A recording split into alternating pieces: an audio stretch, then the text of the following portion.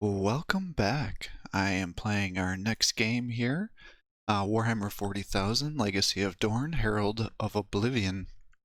This is almost like a text-based game, so very unusual. I've never played a game quite like this. Kind of reminds me of some of the real old school games. I did turn off the background music because I thought maybe that might overwhelm, since it is overwhelm my audio, because this is almost a text-based game with some occasional combat. Quite frankly, the combat's pretty crappy in my opinion, but the game itself is kind of interesting. I did play through it a little bit just because there's part of the game where you actually have to almost draw out a map, and if you die, it's like game over. There's no multiple lives or anything like that, and I think there's a save feature that maybe you could try to resurrect at, but I pretty much just went through most of it without saving. But we'll get started here, see what ends up happening, and see if we can make it. So let's restart.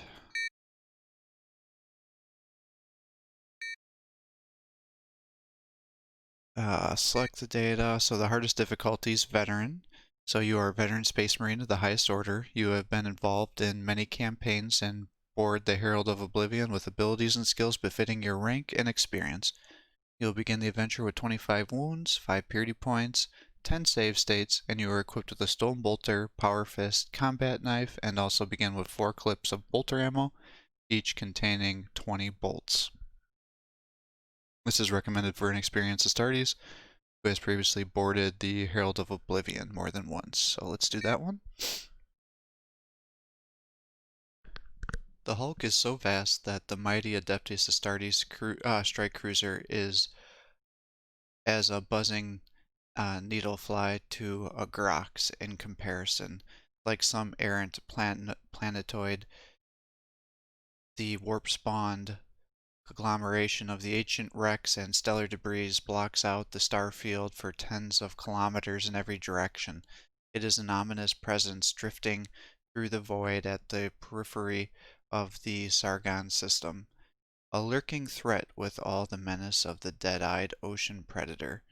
Rightly was it named the Herald of Oblivion by the Telemen of the Ordo Xenos, for who knows what savage or chords or gene stealer broods lie within its labyrinthine depths, waiting for the derelict to come within range of a Gund, I'm not familiar with that term, Imperial star system or potential prize world. The shadowy masters of the Ordo Xenos have known of the Hulk's existence since it was first encountered by a rogue trader fleet within an outlying system in the Segmentum Obscura.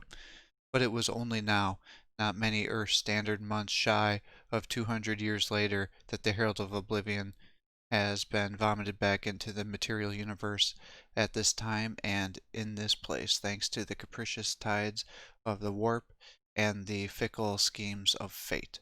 So it was that the Imperial Fist strike cruiser Shield of Dorn, the closest Adeptus Astartes vessel within 6 weeks warp travel of the Sargon system, was dispatched to assess the threat of the Space Hulk posed to the Imperium and act accordingly.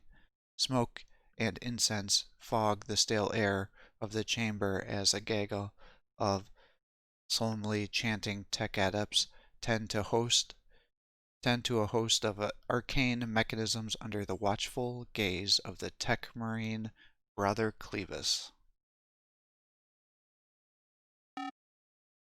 At the nod from the engineer, sir?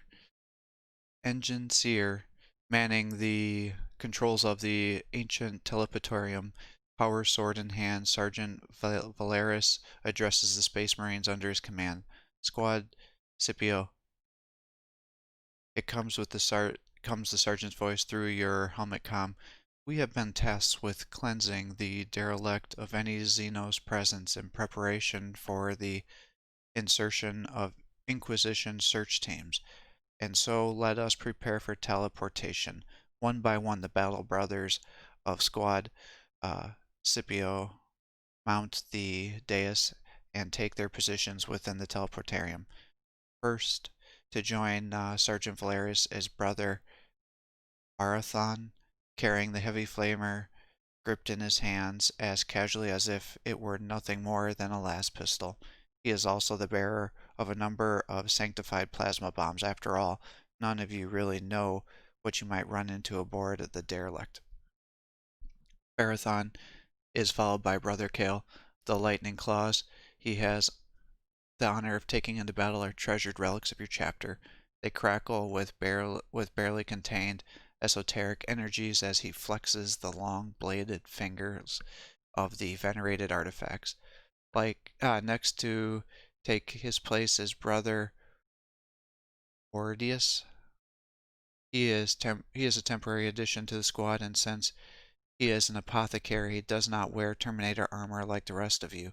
Instead, he bears the sacred tools of the apothecarium, all contained within his narthecium? I'm not sure what that term is. As well as a chain sword and bolt pistol. Narthecium? I'm not sure. As the most recently induced member of Squad Scipio, you are the last to mount the teleportium Dias. Sergeant Valeris turns to the tech marine, marshalling the servitors and the tech adepts, monitoring the enigmatic machine's many controls. The squad's ready to teleport, he says, his commanding tones emanating from the external Vox casters in his Terminator armor. Confirmed, Brother Clevis replies, his voice exhibiting emotionless, machine-like cadences, while the great servo arm attached to his back twitches nervously. At some unvoiced order that only the tech adepts pick up on, Brother Clavius's minions carry out the sequence of well-rehearsed maneuvers at the archaic controls before them.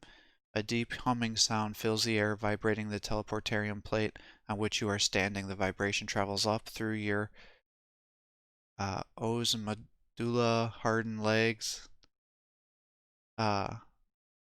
settling in the pit of your stomach. At the same time, tendrils of cracking energy crawl over the emitter array above your head. Brother Sergeant, their resonating voice carries across the teleportarium chamber over the raising hum of the emitter.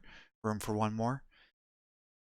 Pesiolary Radimus, Valeria says, acknowledging the new arrival with a differential bow of his head. You honor us with your presence. The librarian is an imposing sight indeed, standing out even amongst the party of Terminators of the chapter's first company. Wear your tactical dreadnought armor, and that of your brethren is the sunfire yellow of molten gold. The primary color of the librarian's armor is the deep-hued crystalline blue of lapis lazuli. I'm not sure. He does not wear a helmet. Instead, his head with its uh, patrician features, close-cropped white beard, and dual service studs denoting more than 2 centuries of devoted service to the Imperium, is framed by a ceramite and crystalline lattice structure of a psychic hook. This arcane device helps to focus the librarian's formidable powers whilst at the same time protecting its wearer from the attacks of the enemy psychers. On his left arm, Radimus bears the storm shield that in turn bears the clenched fist symbol of your chapter. In this right hand he carries a mighty hammer. The Applisilary can channel his devastating psychic power through this weapon, redoubling its already deadly ability to injure the enemies of the Imperium. What troubles you? Valerius asks, unsettled by the librarian's abrupt appearance. You sense a perturbation in the warp. A shadow moves upon the face of the Sea of Souls, something insulating itself into my subconscious. Whispers from the warp, the voices of ghosts and demons, utterances of prophecy and blasphemy both. A prophecy, Valerius almost gasped, about our undertaking? Indeed, Brother Sergeant, something sinister is at work here. What do you mean, Brother Librarian? Apothecary Ordius asks, intrigued rather than anxious. I cannot tell you any more than that. he says, his eyes backlit with an eerie luminescence. Only that fate has plans for you. You suddenly feel the librarian's gaze alight upon you. Kales flexes his lightning claws, the simple action heavy with menace. If it's something I can kill, just show me the way, brother. Radimus takes a step towards the teleportarium platform. I wish to accompany you into the derelict. In Dorn's name, you would be most welcome, Sergeant, Valerius says, bowing his head once more. Let us hope so, the Epistolary says darkly, as Brother Librarian Radimus joins your party on the beaming plate. Sergeant Valerius raises his power sword in a time-honored martial salute. Primarch's progenitor, he declares, his wars echoing in the metal walls of the sanctified chapter. To your glory, you and your battle brothers answer as one with the traditional response, and the glory of him on earth. Commencing teleportation sequence in the name of the Omnissiah, Brother Clavius intones, and the raising hum of the arcane device filling the chamber grows in intensity, as does the monotonous chanting of the tech priest adepts. You feel a strange tingling deep within your bones, and an inscrutable machine begins to disassemble your body, your armor, and your implants, one at a time, piece by piece, molecule by molecule, atom by atom. A juddering crash suddenly shakes the teleportarium. Its very foundations and several illuminators wink out. The chanting of the tech adepts is replaced by a panicked binaric chatter and followed by a subatomic boom. The teleportarium activates. You brace yourself as the ancient mechanism prepares to hurl you from one discrete physical point in space to another via precisely focused Geller field. One by one, in quick succession, your brothers blink out of existence in a beam of searing white light. Taking a deep breath of suit recycled air, you close your eyes and wait for the teleport to transport you to the Hulk. There is a second judder crash, and you are forced to take a stumbled step to stop yourself from falling. Even in your massive heavy suit of Terminator armor, you open your eyes. You are still aboard the Shield of Dorn. The whine of the Geller field generators rises and falls, and bursts of eldritch energy crackle across the array above you. What's going on? You start to say before Brother Clavius silences you with an upraised hand. Brother Nybar, remain where you are. The Tech Marine's voice comes through your helmet comm. Yet another crash rocks the teleportarium chamber, dislodging centuries of dust from the curved metal ribs of the crafts hall, forming obscuring clouds all around you. Something is clearly wrong, but what? So if you actually get out of the teleportation field, you die. So you got to stay put, as Brother Clavis commanded. Obeying Brother Clavis's command, you wait as unfathomable forces rip and distort the air around you. Gradually, the epileptic bursts of energy fade from brilliant white to a much calmer blue. Geller field stabilizing, announces a sweating tech adept from his place at the control lectern. Finally, the collapsing energy field dissipates altogether, leaving behind nothing but the stink of ozone in the air and an uneasy feeling in the pit of your stomach. Unease, yes, but not fear, for the Adeptus Astartes are untroubled by such pathetic emotions. Gellerfield stabilized, confirms the tech adept. By the grace of the Omnissiah, the tech marine says. Brother Clavis, what happened? You began only to be interrupted by another juddering crash. Shipmaster, the tech marine says, speaking in the dust-filled air. Status report. The Shield of Dorn is under attack, comes the shipmaster. Traba's stressed response over the comm. They came out of nowhere. Who did? Clavius demands. Pirates, Xeno scum. The shipmaster's voice echoes around the vaulted metal chamber. Eldar, and the most black-hearted of their inimical kind. A host of other voices comes cracking over the comm, sounding like they are echoing to you across space and time. They are the voices of your battle brothers carrying to you from wherever it is they have been transported to aboard the drifting space hulk. Then suddenly the comm signals from the hulk cuts out. All available Battle Brothers, a voice booms through the ship's internal vox systems. Prepare for rebel boarders. Not you, Brother Nabor, the Tech Marine intones, as the teleportarium is bathed in a ripping glow of tamed lightning. Once again, the power has been restored and the device is ready to fire. There's barely enough time to give utterance to your chapter's motto before, with a burst of actinic light and a roar like a death cry of the stars, the teleport tears a tunnel through space-time and hurls you forward. Wheels of Fate. So I think the point is to get the fists here. Your vision blurs. For the briefest nanosecond, it feels as though you are occupying two spaces in time and space as untrammeled forces, the likes of which would kill a lesser being, assault your gene-enhanced physiology. The searing light of the teleport abruptly vanishes and you find yourself in the darkness, your eyes and technosenses of your tactical dreadnought armor taking precious seconds to compensate. Suddenly your senses are assaulted by the clatter of chitin on metal deck plates and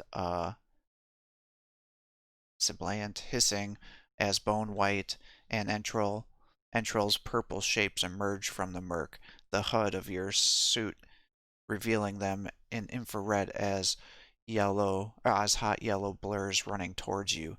Years of training and psycho-conditioning that long ago became instinct allow you to react without the need to resort to conscious thought. But which weapon will you use to defend yourself against the sudden slavering attack? I'm going to lash out with my power fist with my left hand. Your power fist connects with something hard and bony. You grab hold and feel whatever it is that you have captured, writhing and kicking to free itself. As you hold it in your arm's length, you close the huge servo-assisted fingers of your augmetic hand and hear the bones snap as you crush the neck of the gene stealer you have in your clutches. As you drop the twitching carcass, the rest of the brood launches themselves at you. Each of the creatures is roughly human-sized, but possessed of 6 cruelly clawed limbs, incredible speed, strength, and durability. You are facing off against 2 gene stealers, and we'll fight. So as you see, you have limited ammo with your gun here. I don't know why you would want to use the combat knife. So I'm going to default to the power fist. It shows your wounds, the amount of actions you have here. If you focus, you can increase your chances to hit. So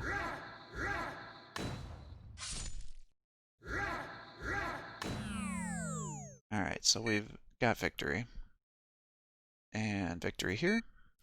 So the gene stealers are dead. Their alien viscera and the stinking ichor that passes for blood among their kind plasters the walls, floor, and ceiling of the chamber. The space is little more than a widening of the corridor, and judging by its construction, it is highly likely that it was once part of an imperial vessel or other. Assessing the aspects built into your tactical dreadnought armor, you take a moment to sweep the local area, making sure that a host of aliens isn't about to descend on you from the ventilator ducts above your head or burst from the maintenance channels under the floor. When the aspects reads clean, you consider your next move. The rest of Squad Scipio is somewhere on board the derelict, but at the present you have no idea where. Something is blocking your Auspex signal and reading anything more than 30 meters away.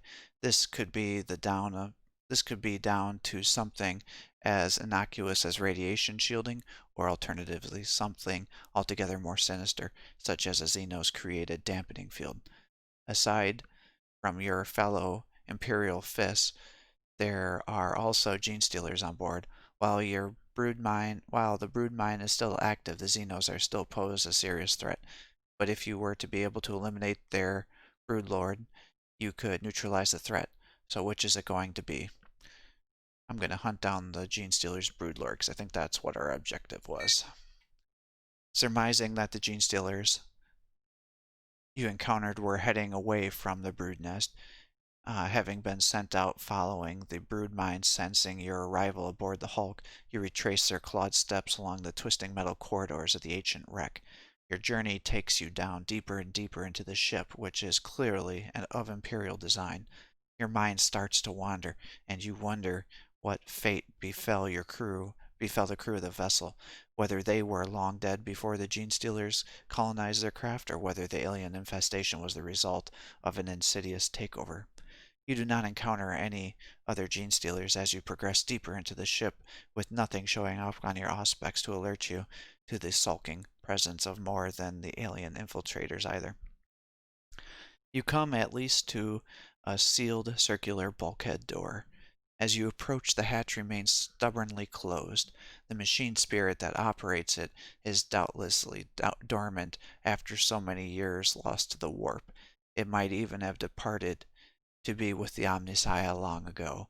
This leaves you with two options if you are trying to pass beyond the bulkhead. You are either going to have to try to rouse the slumbering machine spirit or force your way through. So I am going to try to wake the machine spirit. Assessing the door mechanism terminal, you connect your own suit's machine spirit to the bulkhead door, offering a prayer to the machine god as the cogitators greet each other.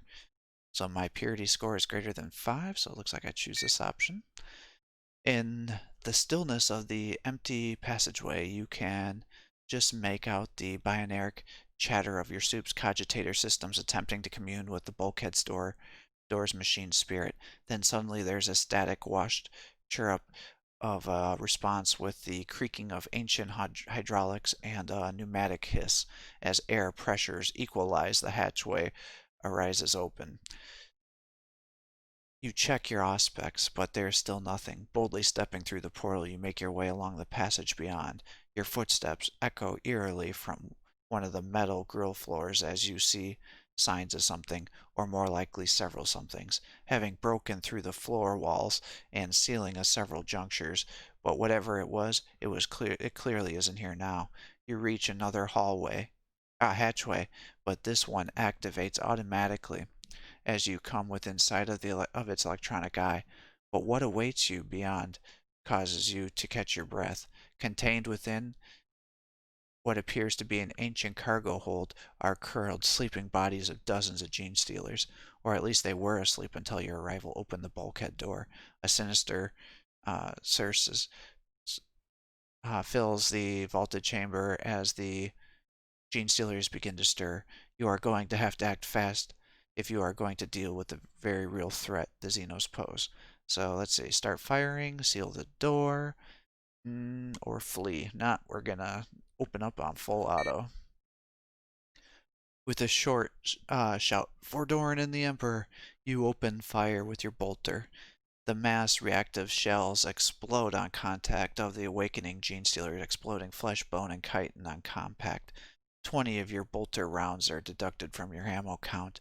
The foul aliens spawn, die screaming, but that doesn't stop the survivors from your assault from suddenly coming to full wakefulness and coming at you in a whirlwind of lashing claws and tearing talons. A single bolter round punctures a container on the far side of the cargo hold, and the gene stealers discover a new way to die.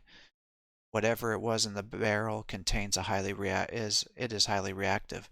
As a bolt round explodes within it, a chemical ignites, becoming a fireball that then sets off a chain reaction in the rest of the barrels packed into the hold. You give a hasty prayer of thanks to the Emperor for the rogue trader whose cargo it is that helped you purge the Xenos nest. But the gene stealers die amidst the flame. With a terrible guttural roll, something leaps from the fires, now consuming the hold, and comes at you. It is armed with a pair of deadly claws. Its chest is protected by a thick plate of purple-black chitinous armor. Its body, a mass of lethal knotted muscles. The obsidian glimmer in its eyes speaks of a malign alien intelligence, while the bright pink tongue, like a writhing worm, darts from between its jaws, twisting the air, shaking off the last splatters of burnt accelerant the broodlord attacks. You are facing off against a broodlord in close combat. It gets to attack first. Defend yourself.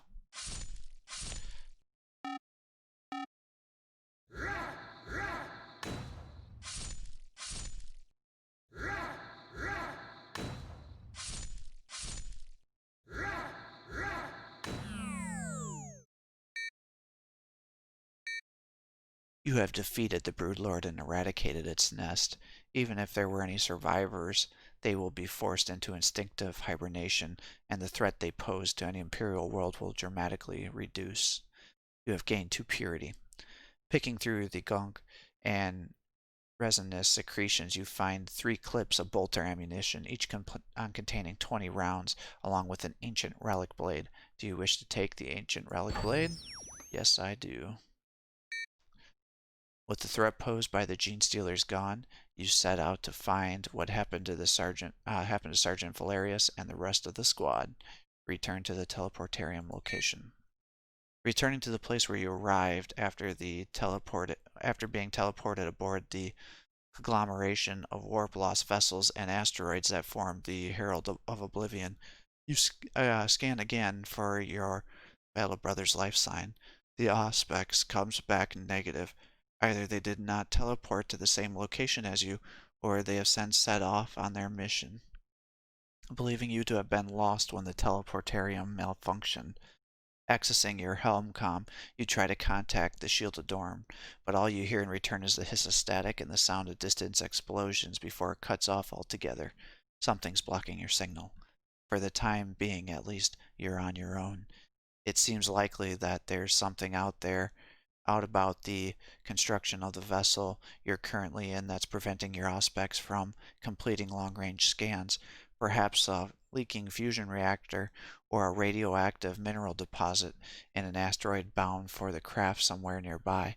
You are able, however, to accomplish a three-dimensional scan of the internals of the rogue trader vessel you are currently in, which in turn enables you to locate a way out. Half an hour later, you emerge from the rogue trader vessel through what was once an airlock into the echoing pitch-black space. Activating your suit's searchlight, it pierces the gloom to reveal that you are now standing inside what appears to be a vast, rocky cavern. Suddenly, a designated marker tag flashes into being on your HUD, accompanied by a chiming alert. It only takes the Auspex machine spirit a moment to flag it as that being of the apothecary. Your Auspex currently isn't picking up any life signs for any other members of your squad, but they might just be out of range. You try to helm comm and hear nothing but static. According to your Auspex, your brother cannot be more than 100 meters away from your current position, but you don't know what obstacles you might have to come across to reach him. You could, of course, attempt to boost the gain of your Auspex in order to carry out a more thorough survey of the area. So you can carry out a more comprehensive scan, or you can just follow the signal without any further delay. So given the shit that we're in, we're going to run to them. The route you take to find the apothecary leads you across the cavernous heart of the trapped asteroid to the point where the blunt nose of another vessel has burst through the silicate rock wall. The impact must have occurred hundreds, if not thousands of years ago and resulted in the hull of the craft being breached as well. Entering the vessel, you home in on the signal from your Auspex, allowing the HUD display to marker tag, and then it is then that your illuminator beam falls on the solid adamantium bulkhead ahead of you. You see your brother for the first time. Brother, thank the Primarch, you have found me in time, he gasped. He is clearly in a great deal of pain, but then that's hardly not but that's hardly surprising, seeing how it appears he had been teleported into the very fabric of the bulkhead itself, and become fused half and half out of the structure. Carefully you break the seal on his helm to remove it. His expression is one of barely suppressed agony. Brother, you begin, not really knowing what to say. There is nothing you can do for me, he says, as if reading your mind. I am dying. But first I must pass my sacred duty on to you, in case you find any more of our brethren in a similar situation as mine. Clearly the Dark Elder attack on the Shielded Dorn at such a vital moment in the teleportarium sequence resulted in catastrophic failure. You wonder how many more of your brothers, um, how many more are like your brother or lost forever, their component atoms scattered within the freezing depths of the void. Take my um, narthecium,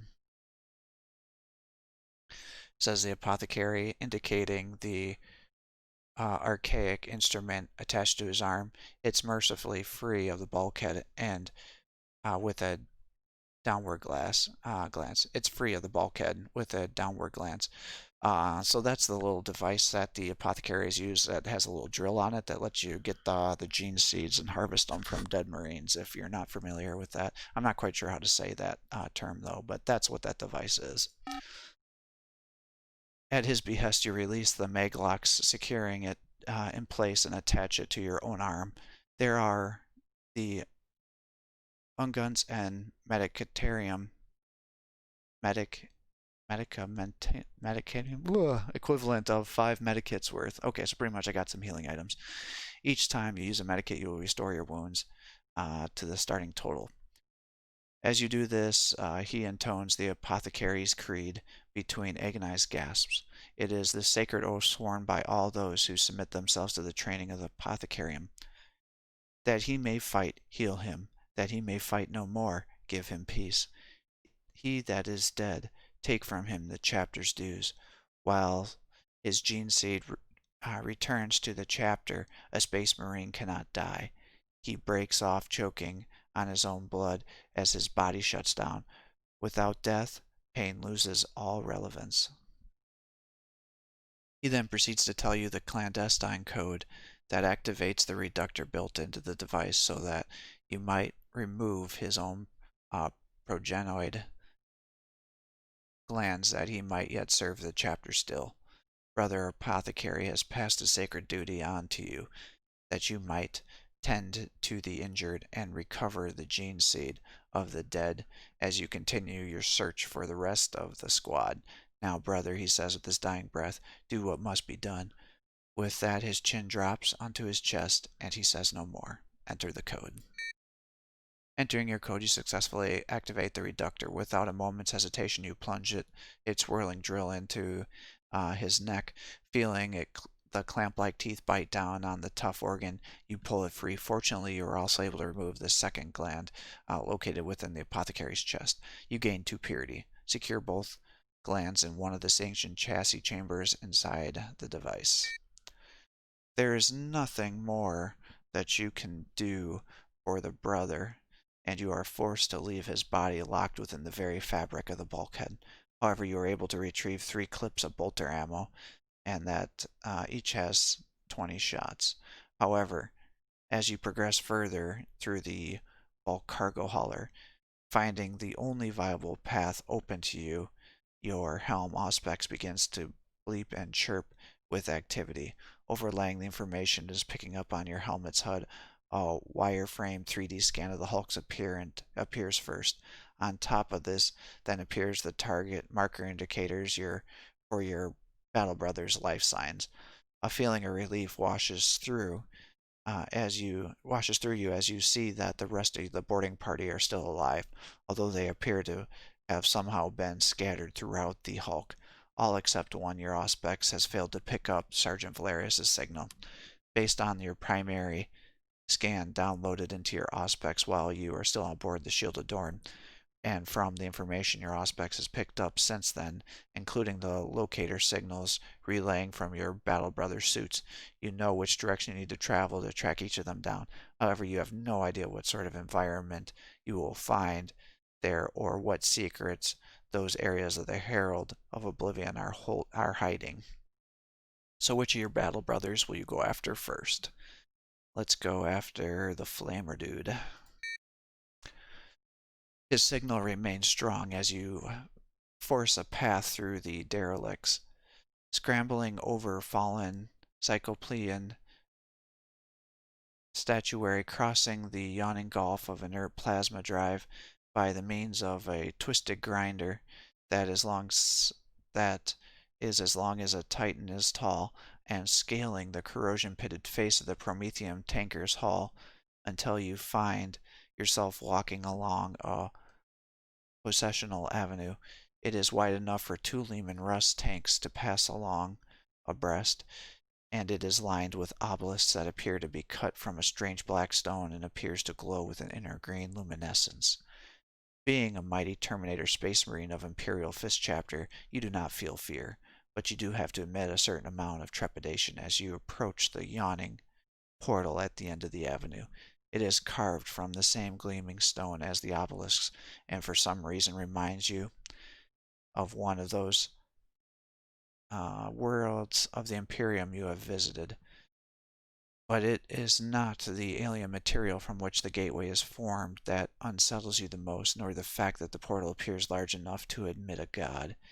It is the fact that, held within it, in defiance of gravity, is a pool of liquid, its rippling surface scattering the light of your suit's searchlight across the canyon of the possessional avenue. Your Auspex return starts to crackle and falter, no doubt thanks to being so close to the gravitic distortion caused by the pool, thanks to your memories implanted by the indoctrination machines aboard the Phalanx. You know that you are standing at the entrance of a tomb ship of the Necrontyr, a race of beings, ancient beyond reckoning, who were once the undisputed rulers of the galaxy. And yet, as far as you can tell, although your Auspex is malfunctioning more and more by the second, your brother lies somewhere within. Well, we came all this way. Let's go in there and see what we can find. You take a step towards towards a simmering pool, and then pause, taking a moment to compose yourself. When you are ready, you search the very next step, and with your very next step, you pass through it. Your suit's auto senses scream, and the static distortion. You feel an inexplicable frozen right down to the marrow in your bones. And then you emerge on the other side of the quicksilver pool. But where are you? But where are you? The chamber appears to be made of the same black material as the possessional avenue. However, set into the green triggered obsidian are genomic patterns of gold and silver filigree circuitry. The alien sigils and hieroglyphs are everywhere, running in long strings as if the mockery of the binaric language of the tech priests of Mars, even though you know this strange script predates that of almost any other civilization in the galaxy by tens of millions of years. You check your Auspex again, but whatever it was that was interfering with this signal before is persisting now that you are inside the tomb ship. The ruins demarking the positions of your fellow battle brothers throughout the derelict have been wiped from the scanner. You do what you can to appease the device Vex machine spirit, and before it cuts out altogether, one final scan locates 10 nodal points. These are connected by a maze of passageways, but just before your Auspex dies altogether, the position of several of them shift and change, as though the laws of time and space inside the Necrontyr vessel do not mean what they do in the physical universe. Curiously, but fortuitously, your helm's internal compass is still operational, as if some massive electrical force is creating its own magnetic field, by means of which you will be able to investigate your way through the tomb ship. Beyond you stands a shimmering pool by which you entered this silent craft. In front of you is nothing but the wall of black marble and set with sunken hieroglyph circuitry.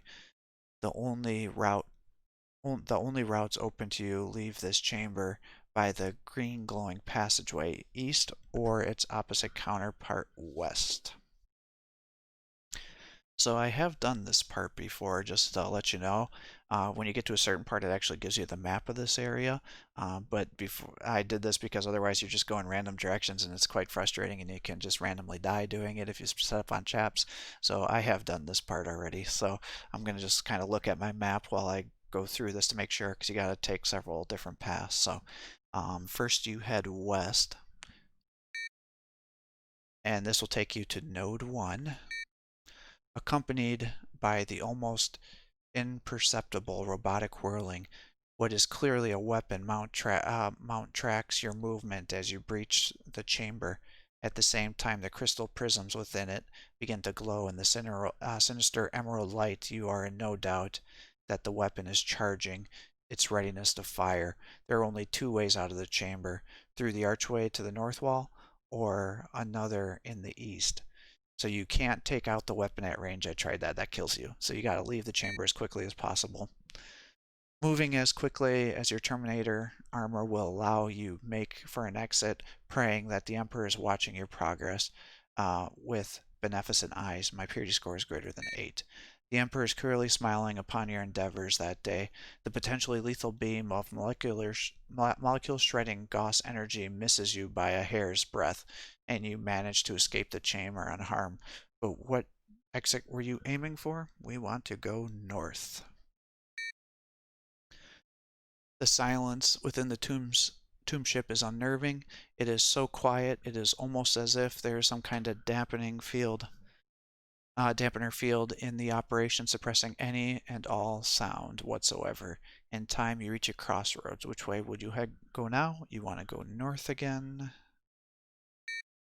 And this will take you to the large pyramidal chamber. This is node 3. The floor is etched, and yet more radiating patterns of gold and silver hieroglyph circuitry, which all connect at the foot of the obsidian black plinth. Arising from the top of this plinth is a pyramidal crystal, a meter and a half wide on every side, which pulses with lurid green energy. This in turn bathes the chamber with its eerie radiance. There is something unsettling about the crystal and the lurid luminescence it's putting out. You can feel an uncomfortable pressure in your ears and a thrumming vibration throughout the circuit inlaid stones at your feet. However, before you can do anything to resolve this problem, something that is covered in dust of ages rises from the floor of the chamber, the jointed legs hanging down from its bulbous body, giving it an appearance of some alien arachnoid. The canoptic spider rises from where it was working and maintaining the power conduit connected to the crystal, and glides towards you, limbs twitching, its multiple camera eyes whirling as they focus on you, as if to in turn to prepare to defend yourself. Alright. Well, let's start shooting at them.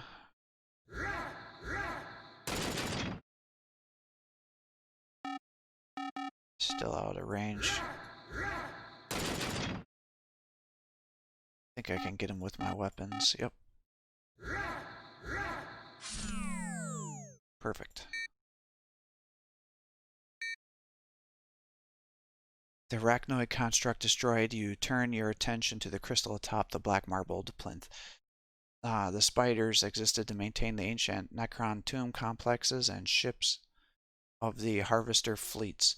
When you arrived within the chamber, the spider appeared to be carrying out maintenance work on one of the conduits leading to or from the crystal.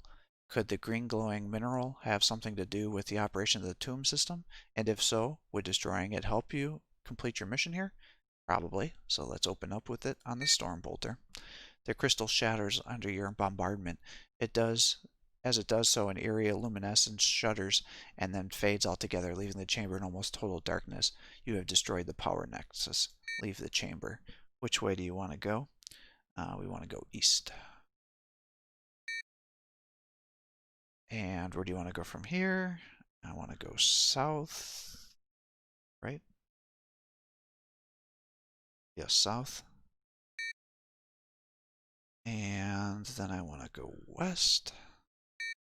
And this gets you to node 5. Passing through, you enter the vaults, the walls of which are set with carvings of skull-like robotic faces. The sight of the dead robotic faces unnerves even one of your stalwart resolve. There are only 2 ways out of this chamber, through the arched exit east and the other one to the south. Your metallic footfalls ring from the stone metal floor. You start to make your way across the chamber. My purity score is less than 12. Feeling a tingle of awareness as if someone's gaze has fallen upon you, you turn a moment too late. A long whip-like arm slash forward, cruel finger-like blades bypassing the ceramite plates of your armor altogether and tear at the flesh within. You lose 2 wounds, but I'm still alive. The wraith-like entity's hunched insectoid body trails away to nothing more than an articulated vertebrae tail that ends at a cracking coils.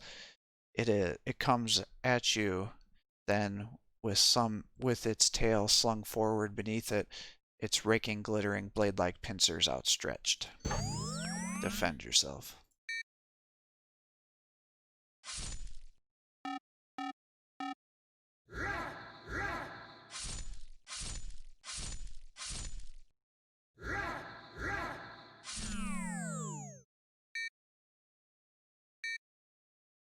With the immediate threat eradicated, which way do you want to go? South and south. And now we're at node 8. Enter the chamber. Rising from the floor at the center of the pyramid is a column of what looks like black marble set onto the top of is a huge crystal that pulsates with a sickly emerald radiance.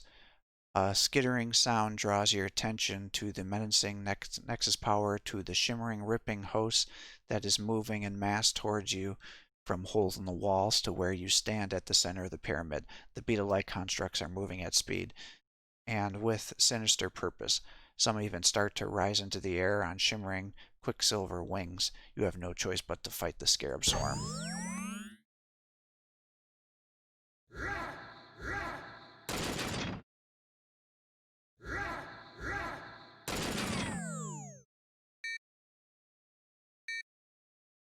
The mechanoid insects are now just so much scrap metal and sparkling circuitry at your feet. You turn your attention to the crystal once more, and then a thought crosses your mind. Did the swarm launch its attack at you because you intruded into the chamber, or were they specifically protecting the crystal? And if it was the latter, why? I want to open fire on the crystal with my storm bolter. Your rattling bolter fire comes at you, sounding painlessly loud within the confines of the pyramid. The bolter shells blast the huge crystal apart, emerald shards flying through the air like so much jade shrapnel. Not wanting to draw another swarm of scarabs down upon you, you decide to leave the chamber quickly as possible. And we want to go east. And we will take the portal to the south. But first, you find yourself in another junction of the black marble tunnels of the tomb ship. To the north is a highly ornate archway, and beyond the cyclopean chamber that, by your estimation, at least must be the very heart of the Necron tomb ship. The area is likely heavily guarded. You have a gut feeling you should destroy as many power crystals before heading in that direction. So let's take the portal to the south. And that's going to warp us into another area. And we want to go east, which will take us to node 2. You emerge into the passageway.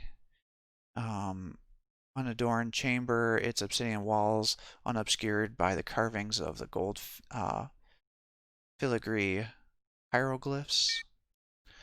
What you see when you enter the chamber brings you to a sudden halt. The eastern wall, there stands a gigantic portal, 10 meters high and almost as much across.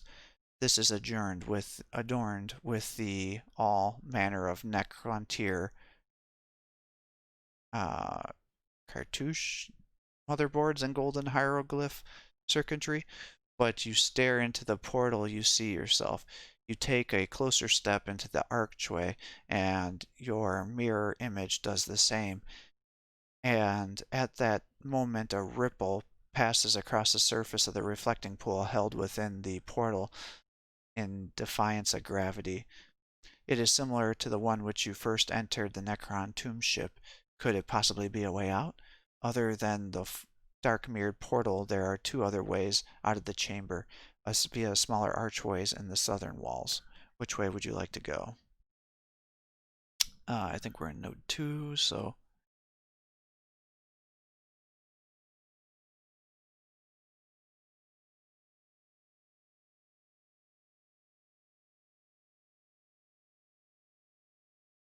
We want to go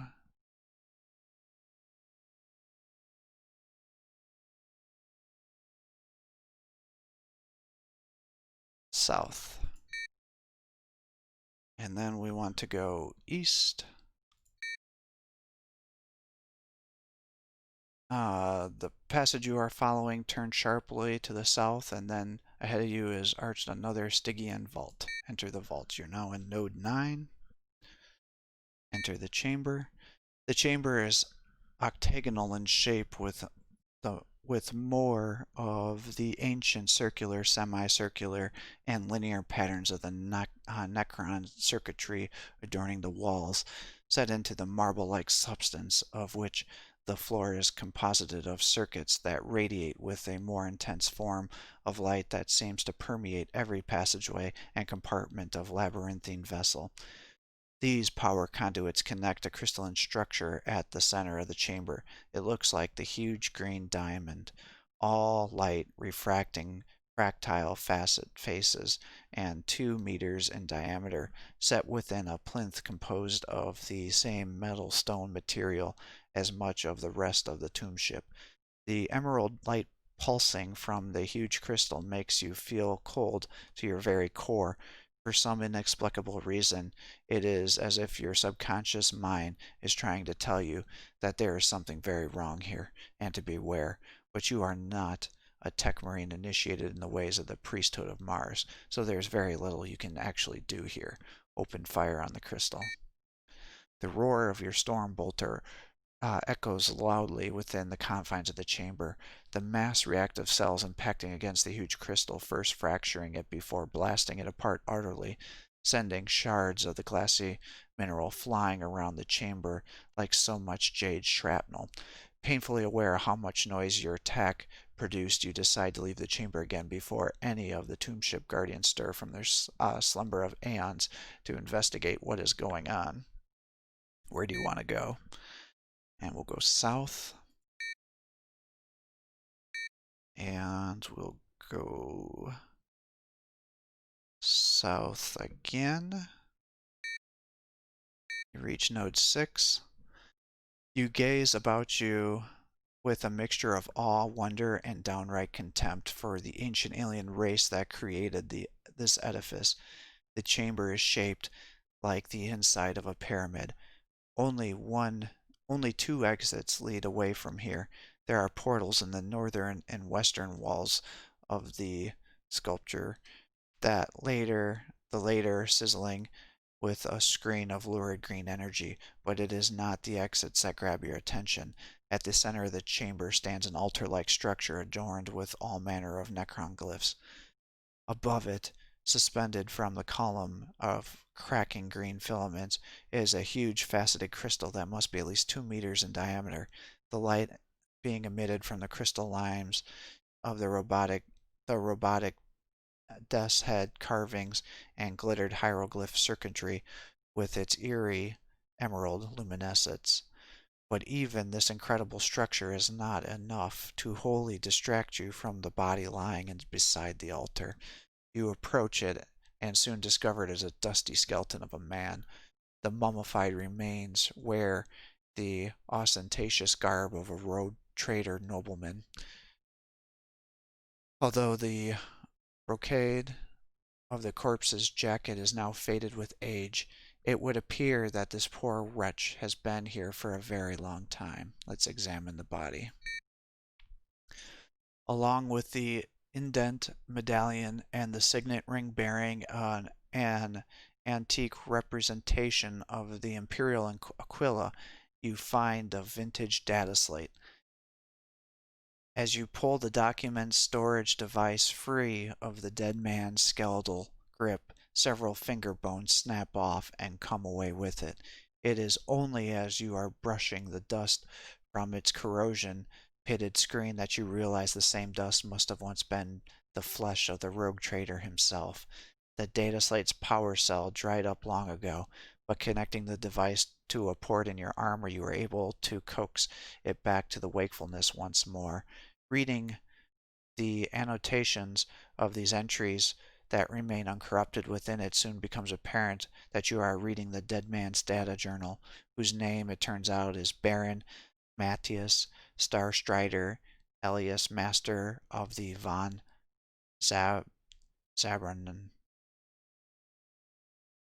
Zabranov.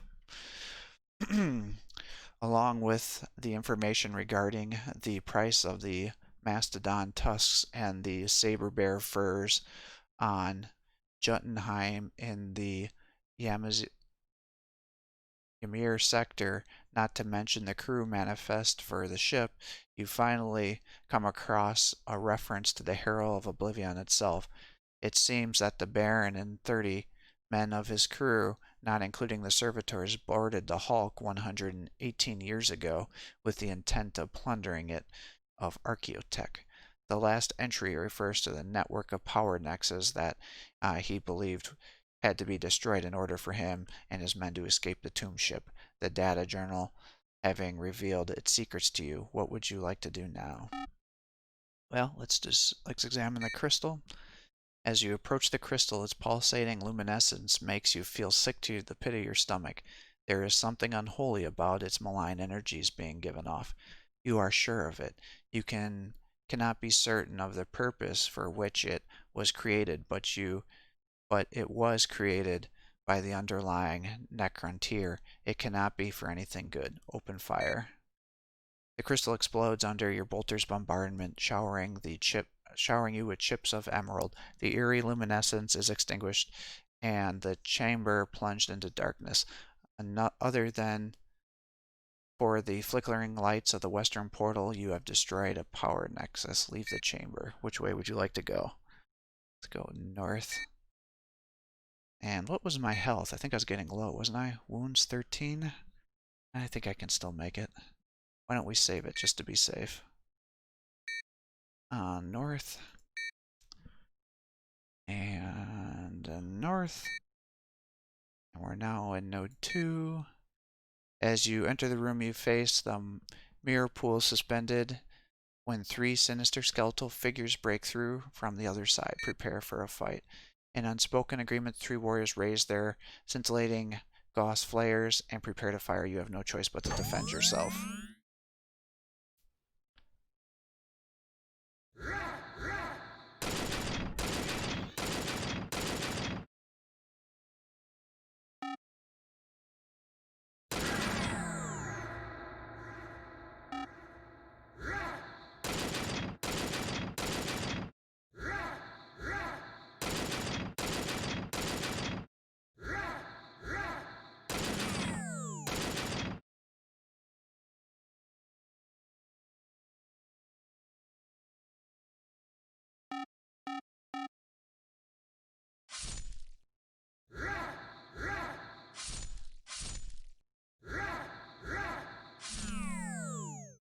Alright, victory. With the Necrons defeated, you wonder which way you want to go. Let's go west. And I think we should probably heal. So you only have 5 healing to make it through the game. So that's one of them. Let's go south. The ship is eerily quiet as you penetrate deeper and deeper into its strange dimension warping depths. The tunnel you are following now turns sharply east. You continue along it to the new direction. You are now in a new area. Enter the chamber. You find yourself in a huge rectangular chamber, its vaulted ceiling raising to the point some 20 meters above your head. This is node 7. Distant walls of the chamber are lined, with the alcoves in which to stand dozens of silver statues, but are they statues or are they Necron warriors waiting for a call from their overlord to awaken and expel you from this place? 20 meters away stands a pyramid of a dark stone and black metal, 5 meters wide at its base. Steps lead up to the flattened top where you see a pulsating green crystal, its eerie luminescence giving the metal figures of verdigrism-like patina. I don't know what that means. But the crystal is not unguarded. Standing before it at the top of the Black Pyramid, a silver statue that is much more heavily built than those visible at the alcoves around the chamber. You can climb up there. You fight Immortal, and I think you can destroy another crystal, but you only have to destroy 4 crystals, and we've already done that. So I'm going to leave the chamber because you take damage by going up there. And we'll go south again. And this is the room where you find out the map of this area. So if you're having difficulty getting through this area because there's lots of traps, this is the screen you want right here. And just draw this out. And this tells you, make sure you look at the legend here because north is actually to the right. And then these little things here are portals. So, you know, this is where you start. We came up here. Room 1's where you almost died. You can come over here. If you go up here, you get ambushed by Necron warriors, and you can use the portal, but there's no node there, so we bypassed it, came over here, went down here, up here, this way, here, took this portal, which then teleported us here. We came down this way, over here, down here, up this way here. If you go up this way, you die because there's a trap here. So then I came back this way because you came into this room twice. When you typically go into a room twice, you get attacked.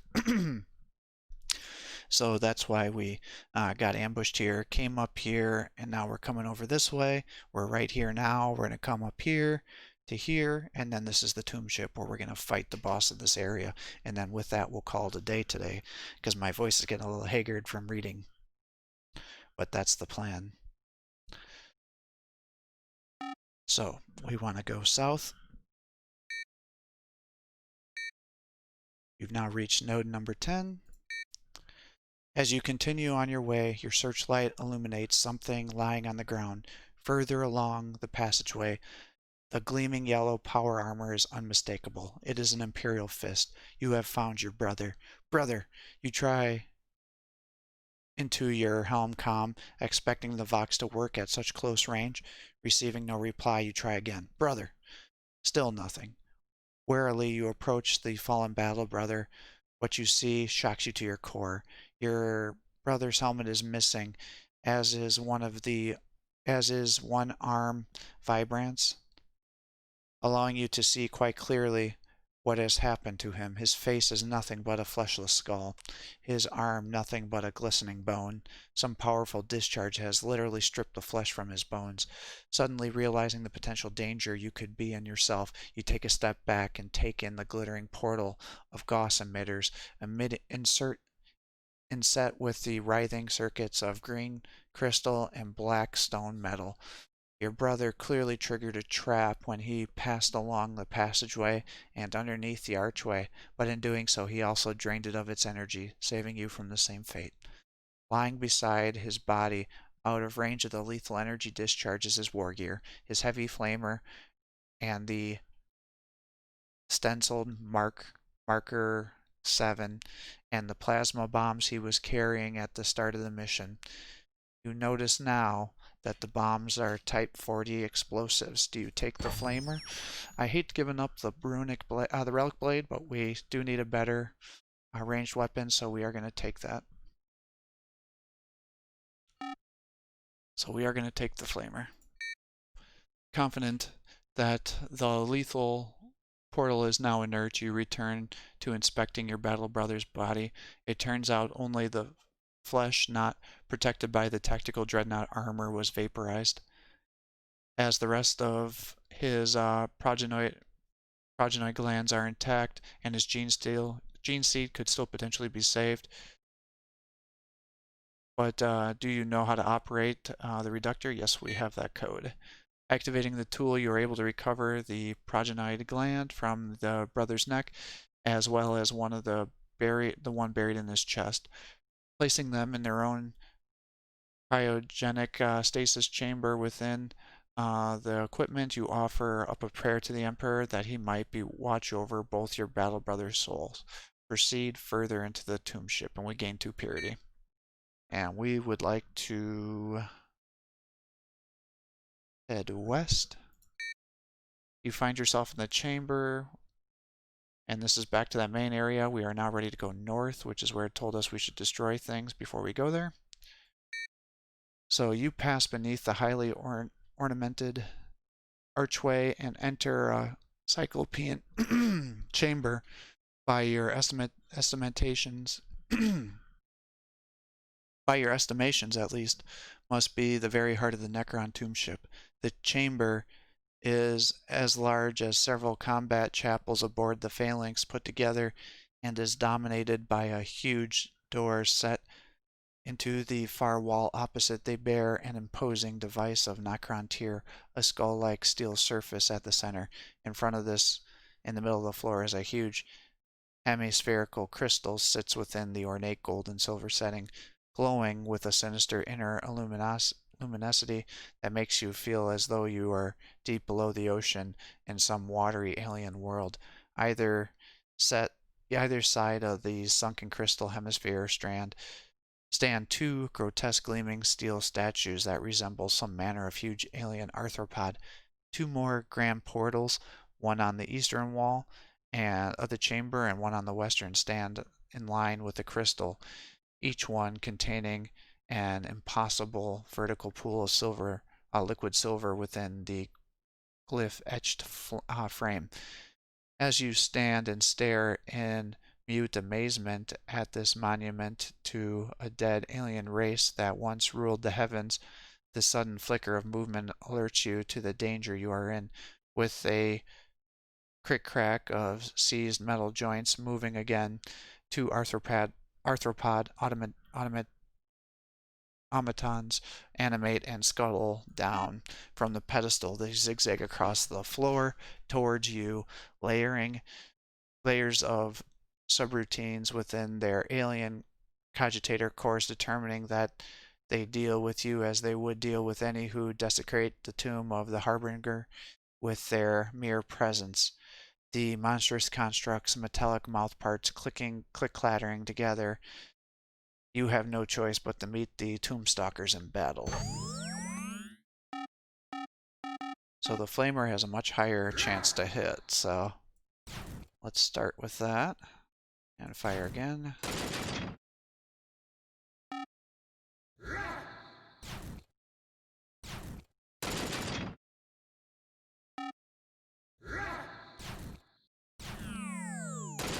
Alright, one's down. Well, I guess we'll see if he keeps coming to us. Now we'll advance, because I don't want to waste our ammo with that. Oh, that's right, we don't have the sword anymore. Dang it!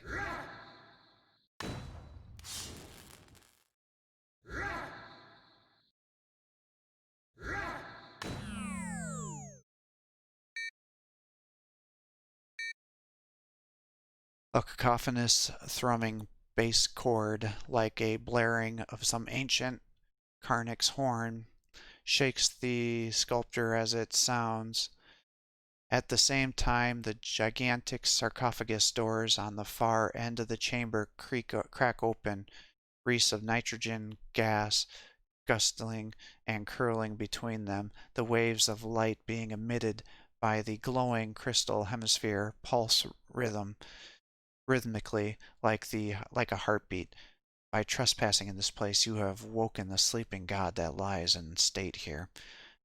A hand the size of a tank dozer blade grips the edge of one of the doors of the living metal colossus, pulls itself from the sarcophagus in which it has slept for endless aeons, held in a steel silver grasp of its other hand, looks like an ancient staff of power, only one that is several meters in length. Set into the end of the staff is a cut crystal made of the same material as the hemisphere pulsating at the heart of the chamber. And there is another crystal that could be the hemisphere's twin. The two crystals pulse in synchronicity. Only the second is visible at the center of the construct's massive armor-plated chest. The Colossus seems to wear the evaporating nitrogen gas that clings to its ice rim automation body like a mantle. Then the sleeper turns its furious gauze green gaze on you. You have awoken the Harbinger's woe, harbinger of woe, and for this sacrilege you will pay with your life. Taking its immense staff in both hands now, it points its glittering tip in your direction. Attack the giant Necron, attempt to destroy the pulsing crystal, or run like a bitch. So we are gonna destroy the crystal. What weapons do you have at your disposal that could possibly damage? You can fire with a bolter, or I can use my plasma bombs. I'm going to use the plasma bombs. Priming the plasma bombs you recovered from your brother, you hurl them towards the center of the chamber, avoiding the stream of green fire that erupts from the tip of the staff. Mere moments later, the explosives detonate. The shockwave lifts you off your feet, carrying you across the chamber and out of the way of the Colossal Necron's next devastating attack. As the smoke clears, you rise. You risk a glance towards the center of the sculpture and see the power nexus has been destroyed. But now, how many power nexus have you destroyed? I have destroyed 4 or more. The construct stops mid-stride and topples to the ground as unfathomable energies contained within it remain contained no longer. Coruscating ribbons of energy blast outwards from the colossal form, drawing reciprocating waves of golden fire and from the fizzing silvered circuitry. The light of the Harbinger's eyes grows in intensity, as does that within the crystal set within the Harbinger's chest. You suspect that the Harbinger's death throes will be on a scale comparable to its size. You know you will have to get as far away from the sculpture as possible, but by which exit will you leave? I think I did the west one.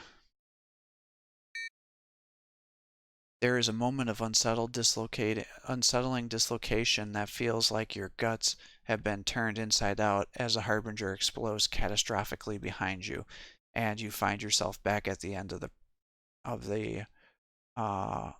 processional avenue where you originally entered the tomb ship. The booming detonations and cracking eruptions of the gauze fire now only a sensor ghost echo in your helmet's auto senses. You gain 3 purity. Further explore the Herald of Oblivion.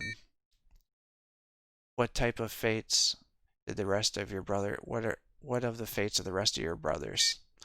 And so with here, we will have to do a search for one of our other brothers, but I'm going to call it quits. Hopefully you're enjoying this. Definitely a much different game from the kind I play, but it's not a bad game. It's just a text-based, so I think it's going to have limited interest for most people. But, you know, I'll read through it and give you an idea. There's multiple ways to beat this, I think. And there's multiple death events and things like that. Obviously, I'm not going to go through it all, but I will show you a successful completion of the game. Hopefully, it'll be satisfactory. Like I said, I did complete it one way, and the ending I got was not very good. So I'm going to do it a little different this time. So I don't know all the options, obviously, and as you go through it and do different things, it kind of makes the story turn into something else. So it'll definitely be interesting to see. Thanks for watching. I'll continue to upload these videos. If you're enjoying these videos, please do my channel like and subscribe to encourage me to post more content for you. Have a great day.